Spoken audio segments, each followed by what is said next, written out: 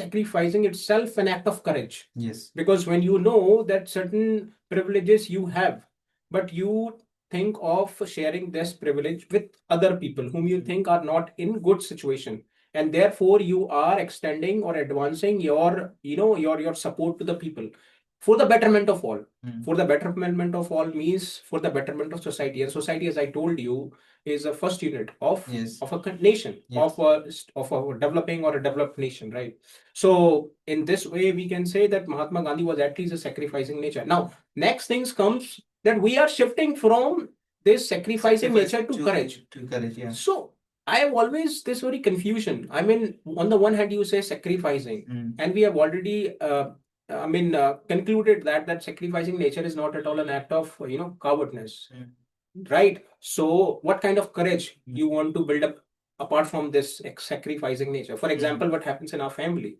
The one who is elder, having a lot of responsibilities, is always, always, comfortable in sacrificing his privileges, his pleasure for the need of the younger ones, right?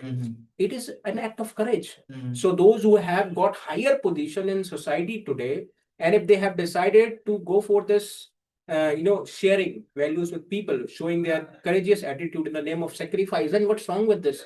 Even today, we have a society where large number of people are still not having those few basic amenities which are basically important for the society to sustain or for the country to be called a developed country. Yes. Don't you think it's a need for the larger amount of people, specifically those who are elite section, to come out and extend their help to these people in the name of sacrifice?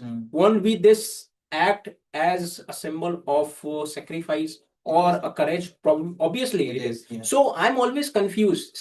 Courage doesn't mean that you have to be up in arms, that you have to carry a sword with you, or to take a knife with you or gun with you, and you have to just shoot anyone down just because of someone had something to you. We are a country governed by by the rules, the constitution. So we cannot be behaving like this, right? Because this is the only, weapon we have. Constitution is a great weapon. Otherwise, today, that 5% of the people who hold 90% of the wealth, 60% of the wealth, can be obviously very eccentric on their activities and can unleash any sort of atrocities on this 70% and we people cannot do anything on this matter, as it is happening everywhere. Yes. So at least with the help of this constitution, something is being controlled properly.